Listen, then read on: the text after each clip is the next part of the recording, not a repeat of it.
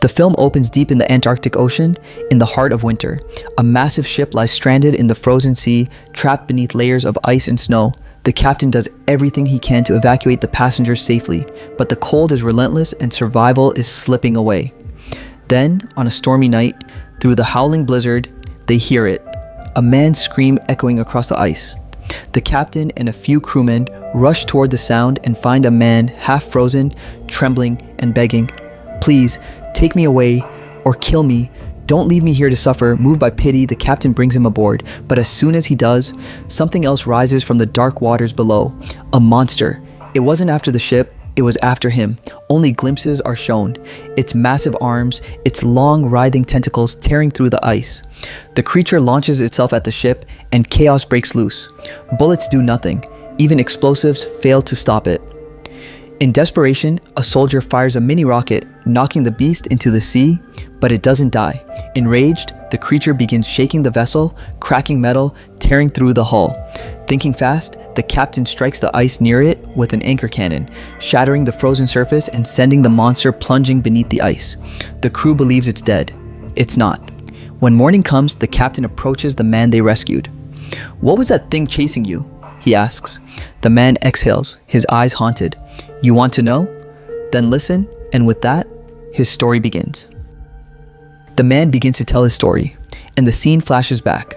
We're taken to Victor's childhood, a time when he was just 12 years old. He was the son of a brilliant scientist, a man who dreamed his boy would follow in his footsteps, become a great doctor, a man of reason and discovery. With years of hard work and his father's guidance, Victor grew into a prodigy. A scientist at an age when most kids were still playing games. But all that knowledge meant nothing when tragedy struck. When his mother fell ill, not even science could save her. The day she died, something inside Victor broke. Furious, he lashed out at his father. "What good is all this science," he shouted, "if we couldn't even save her?" His father tried to calm him, explaining, "Some things are beyond our power, Victor. No one can bring back the dead." But that moment changed everything. For Victor, it wasn't an end, it was the beginning. That loss became his obsession. He swore he'd find a way to bring the dead back to life, to do what even God had forbidden. The story cuts back to the present. The monster that had vanished beneath the icy water now emerges again, towering, silent, unstoppable. Despite the freezing cold, he doesn't even shiver.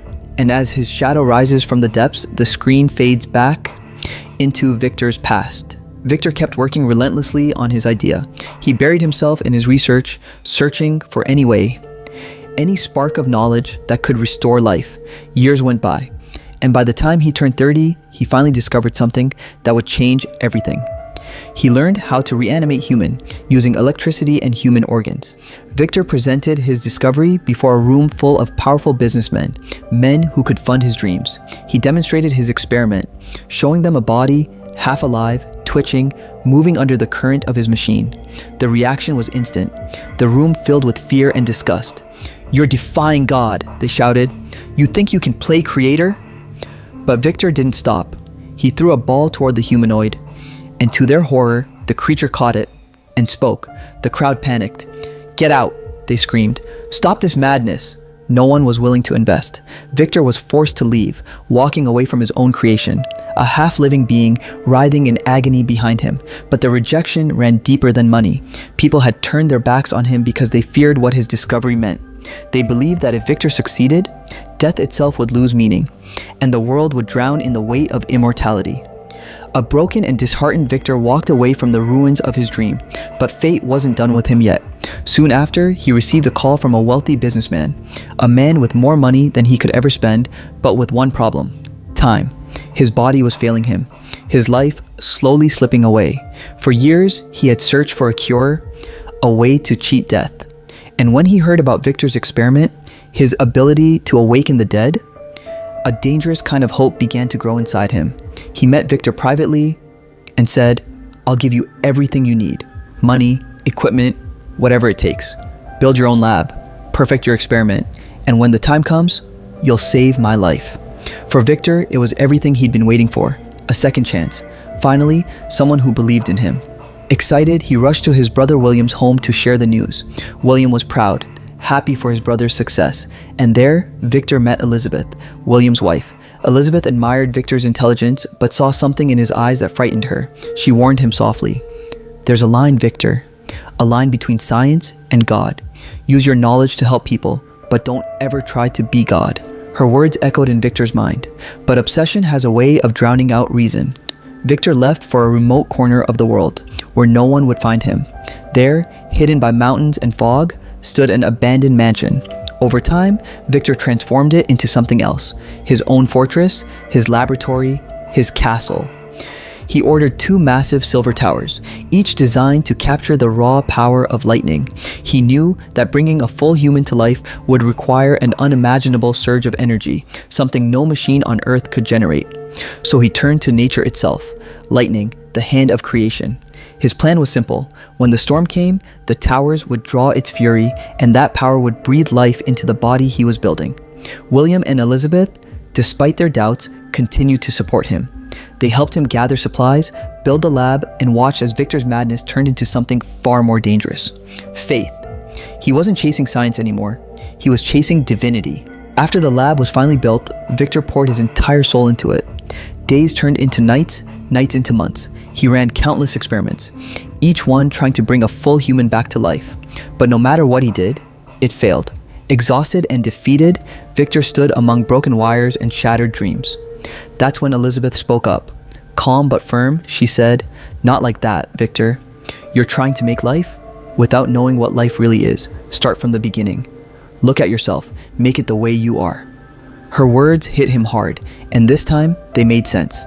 Victor started over. He studied his own movements, his muscles, his joints, every nerve that made him human. Then he began rebuilding his creation from scratch. He connected bones and muscles with wire, piece by piece, until the body could bend, walk, even move its fingers. Soon, wires ran through every inch of its body, like veins of metal replacing blood. But Victor knew a moving shell wasn't enough. Now, it needed organs. And that's where the nightmare truly began. A brutal war raged nearby, and the battlefields were littered with bodies. Victor used them all. He cut open the dead, harvesting what he needed: hearts, lungs, veins, eyes, flesh, anything that could make his creation human. The process was horrific. The smell of blood mixed with burning wires filled the air. The creature was stitched together from fragments of 100 souls. One man's eyes, another's hands, someone else's face. And when it was finally complete, Victor stood back and whispered the name that would haunt the world forever: Frankenstein. He connected the creature's heart to a massive power machine, his final hope to spark life through raw electricity. And now, all he could do was wait. He watched the sky, waiting for nature's fury to strike. And one day, it did. The clouds gathered, the wind howled, and thunder roared through the heavens. Lightning struck the silver towers above his mansion, sending raw power through the cables and into Frankenstein's lifeless body. That same night, the wealthy businessman who had funded Victor's experiment arrived. He wanted to see the results for himself. Victor turned to him and said, "The experiment is ready. Tell me, what is it you really want from me?" The man smiled coldly. "I don't want fame or glory, Victor. When I die, I want you to bring me back. And if you can't, then take my mind, my heart, and put it in that body." Victor froze. "No," he said firmly. "I won't tamper with my creation any further." But greed doesn't accept limits. Enraged, the businessman lunged at Victor. They fought, the storm raging outside as their struggle echoed through the lab. In the chaos, the man fell, dead. And at that exact moment, lightning struck again. The towers blazed with power, shaking the walls. Victor turned to his creation, eyes wide with hope. This was it, his moment of triumph. But nothing happened. The body didn't move. Frankenstein was still dead. And Victor, drenched in rain and regret, finally realized he had failed. Victor was shattered.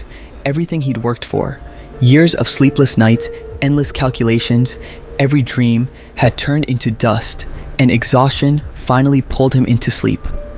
But when dawn came, something changed. As the first light of morning crept into the lab, Victor's eyes slowly opened, and what he saw made his heart stop.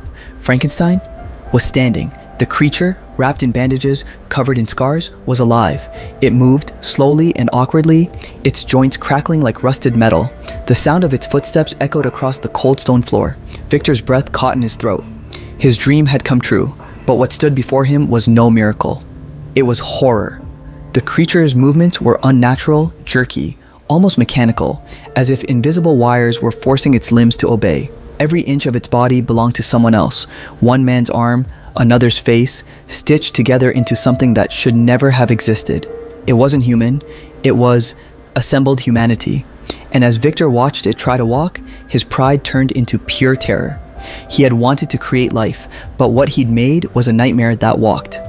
Panicked, Victor grabbed his keys and locked the creature away in a hidden chamber deep within the mansion. Inside that dark room, the creature stood still, breathing heavily, unaware of what it was or what it had become. Victor soon realized something disturbing.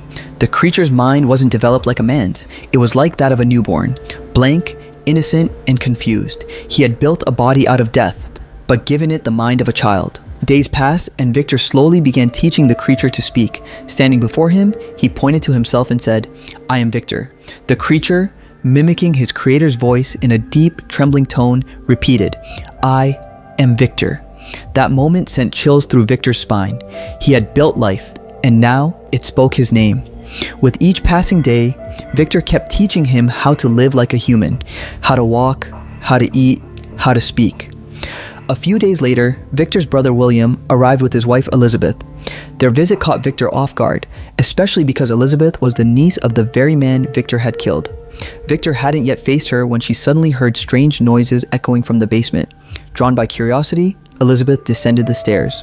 There, she saw him, Frankenstein, a towering figure, wrapped in bandages, his stitched face half hidden in the dim light. She gasped, but not out of fear. There was wonder in her eyes. "You're so big," she said softly. The creature tilted his head, his voice heavy and broken. "What? Your name?"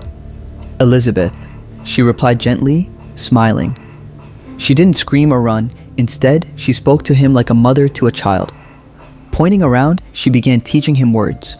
Water, air, fire. Simple things, spoken softly with kindness. For the first time, Frankenstein listened and understood. But upstairs, Victor was watching. He noticed that Frankenstein wasn't responding to his lessons, only Elizabeth's. Her voice reached him in ways Victor's never did, and that realization burned like jealousy. His pride snapped. Bursting into anger, he turned to his brother. "Take Elizabeth away," he ordered. "Now. That creature is dangerous. It's the one that killed her uncle." He dragged William to a hidden room and showed him the old man's body as proof. "If you value your life and hers, leave tonight. I'll destroy this creature myself." William hesitated, but he saw the terror in Victor's eyes. Grabbing Elizabeth's hand, he rushed her out of the mansion. As their carriage disappeared into the fog, Victor looked back at his creation, his failure. The monster stood in the dark, unaware of what was coming. Victor doused the lab with gasoline. His hands trembled as he struck the match, and then everything erupted. Flames devoured the castle, explosions tearing through the walls. The blast hurled Victor through the air, crashing him onto the frozen ground outside. His body was broken, his leg almost severed, held together by only a few strands of flesh. In the present, Frankenstein rises from the icy water, completely unharmed. The ship burns behind him, flames reflecting off his pale, scarred skin. He's not just alive, he's furious. Driven by vengeance, he storms onto the ship, setting fire to everything in his path. The captain confronts him, trembling but brave. "Is Victor's story true?" he demands. "Are you really the monster who kills humans?" Frankenstein turns slowly, his voice calm but heavy. "No, that's only half the truth.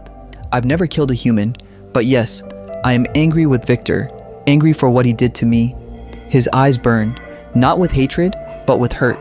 "He left me trapped in that burning castle. I barely escaped, through the basement. That tunnel led me into the woods." He looks away, remembering. "I wandered for years, alone, cold, starving. Victor never once thought that I was a child, mentally. He created life, but never taught it how to live. Even animals ran from me. I was so lonely. I started to believe I really was the monster he thought I was." He pauses, the firelight flickering across his face. "Hunters would see me and shoot without warning. They thought I was some evil creature. One night, after being hunted, I ran. I hid inside an old house. When I woke up, my wounds had already healed. I couldn't believe it." Frankenstein's voice softens. "Then I looked inside that house again and saw something I'd never seen before." He describes it with quiet awe. A family, living together, laughing, caring for each other. An old man teaching his granddaughter to read by the fire. They had love, they had warmth, and I realized I wanted that too. I wanted a family like them, someone I could talk to, someone who wouldn't run from me. He stayed hidden, watching from the shadows, studying them. He listened to their words, learned their language, and began to understand human behavior. And when he saw them working hard, struggling to survive, he decided to help, secretly. At night, he'd leave bundles of firewood at their door.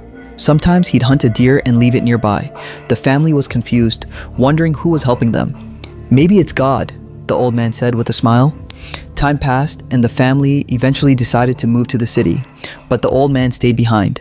He was blind, but his heart could see what others couldn't. He knew Frankenstein was there. "He's no monster," the old man would say. "He's been helping us all along."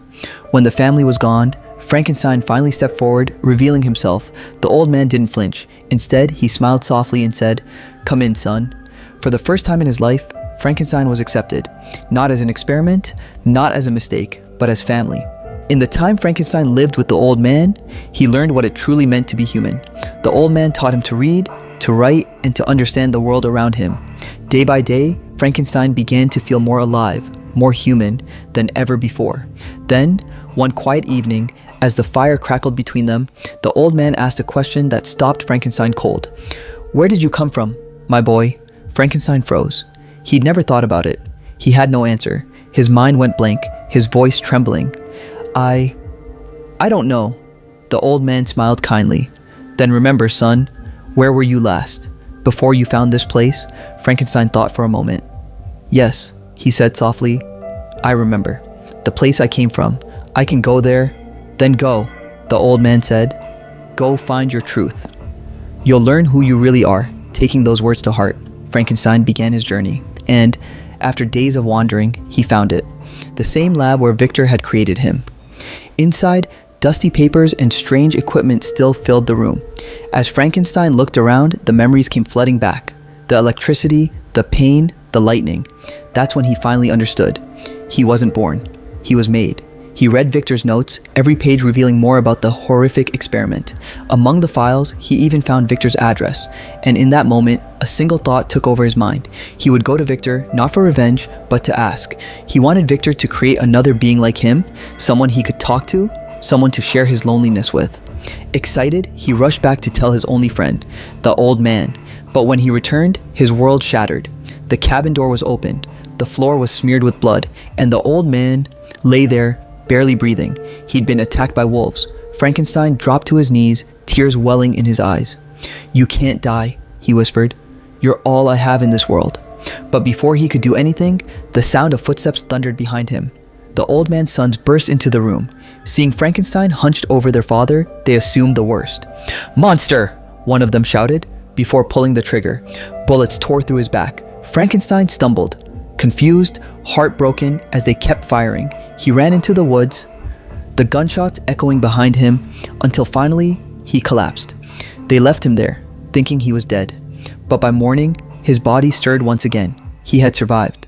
When he opened his eyes, the house was empty. The old man was gone, taken away by his sons. And just like that, the only person who had ever treated him like family was gone forever. Now Frankenstein knew what he had to do. He followed the address he'd found, determined to find Victor, his creator. Days later, he finally did, but what he saw made his blood boil. Victor and his brother William were celebrating, drinking, laughing, living in luxury, while Frankenstein had spent years wandering in pain. Consumed by rage, Frankenstein stepped out of the shadows and shouted, "I will kill you, Victor." Victor turned, his face pale but fearless. "Then do it," he yelled. "I've regretted creating you every single day of my life. You're no man, you're a monster." Frankenstein's voice broke, trembling with sorrow. "I'm not a monster." But Victor raised his gun anyway. The trigger pulled, and Elizabeth stepped forward. The bullet struck her instead. Frankenstein was broken once again. The only two people who had ever treated him like a human being, Grandpa and Elizabeth, were gone, both taken from him by the cruelty of fate and by Victor. Grief consumed him. In silence, he lifted Elizabeth's body into his arms and walked away from the chaos. Her lifeless form trembled in his embrace as the sounds of the party faded behind him. Back home, William sat in shock. His wife was gone, his world destroyed. He turned to his brother and said bitterly, "You've ruined everything, Victor." Victor pleaded, apologizing again and again, but it was useless. William's eyes were filled with rage and sorrow. He threw Victor out of his house. Humiliated and burning with guilt, Victor's sorrow slowly twisted into fury. The pain of losing everything, his work, his family, his pride, had turned into obsession. Frankenstein had taken everything from him, and now he wanted revenge. He hunted Frankenstein across cities, mountains, and frozen lands. Each time, their encounters grew more violent. During one brutal fight, Victor, blinded by anger, slashed Frankenstein's face, cutting off his nose. With blood dripping down his face, Frankenstein looked at his creator and said coldly, "You want revenge? Then find me." He disappeared into the storm. Years passed. Their lives became a cycle of pain and pursuit, creator and creation locked in eternal hatred. Victor kept chasing him, driven by vengeance, even as the journey slowly destroyed him. And then, one day, Frankenstein came to him. The monster stood before Victor, exhausted but defiant. "You've been chasing me for years," he said. "You want to kill me? Then do it. Give me whatever weapon you've brought. I'll end it myself. But if I survive, I'll end you." Victor hesitated. Then, with trembling hands, he handed him a stick of dynamite, a bomb powerful enough to kill a man 10 times over. Frankenstein lit it. The explosion shattered the mountainside. Smoke and fire engulfed everything. Victor thought it was over, but when the smoke cleared, Frankenstein was still alive, burned, broken, but breathing. From that moment on, Frankenstein swore to fulfill his promise. He would kill Victor, not out of hatred, but because death was the only way to end their misery. And so began their final confrontation, the same moment we saw at the beginning of the movie. The storm, the frozen ship, the man begging for help. Now, in the present, Frankenstein finishes his story. His voice is calm, almost sorrowful, as he looks at Victor and the captain. "I never wanted anything from you," he says. "I didn't want to hurt you. I didn't even want revenge. All I ever wanted was for you to create another like me, someone I could live with, someone who wouldn't run from me." Victor's eyes well up with tears. His voice breaks. "I didn't trust you, the one I created." He reaches out weakly, his hand trembling, his body is frail, his breath short. Victor knows this is the end. But before taking his final breath, Victor looks at Frankenstein and whispers, "You must live in my place, and you must forgive me. Promise me, you will." Frankenstein nods, his deep voice trembling. "I forgive you." As those words leave his lips, Victor closes his eyes forever. The captain and his crew, who had witnessed everything, stand frozen in silence. Tears stream down their faces, moved by the strange, tragic bond between a creator and his creation. Frankenstein stands slowly, his massive frame towering over them. Without another word, he steps off the ship and walks toward the frozen barrier, trapping them in the ice. With sheer strength, he breaks through the frozen wall, freeing the ship from the iceberg and pushing it out into open waters. The crew cheers as their vessel begins to drift into the ocean. They're alive, saved by the very creature they once feared. As they sail away, everyone waves back at Frankenstein, their faces filled with gratitude and awe. He watches quietly, his expression heavy with sadness. Once again, he's left behind, watching humanity drift away from him. But this time, he isn't angry. He's simply resolved, determined to live whatever life remains, alone. You know, after watching this story, I realized something. Frankenstein was never the real monster, his creator was. Victor wanted to play God, to control life and death, but in doing so, he forgot what it truly means to be human. And the creature he called a monster, all he ever wanted was love, belonging, and a reason to exist. Sometimes, it's not the creation that's evil, it's the loneliness we give it. Frankenstein didn't ask to be born, yet he was judged for simply existing. And Victor, blinded by his pride, couldn't see that his creation only reflected the emptiness inside him. Maybe that's the real horror here. Not the science, not the monster, but the way we abandon what we don't understand. Because in the end, the creature showed more humanity than his own maker ever did. That's the tragedy of it all. Sometimes the real monsters aren't the ones we create. They're the ones we already are. And if you love stories that make you think, that make you question what's truly human, then you're in the right place. Welcome to the Chilling Hour. Don't forget to like this video, subscribe to the channel, and keep your lights low, because the next story might just be watching you.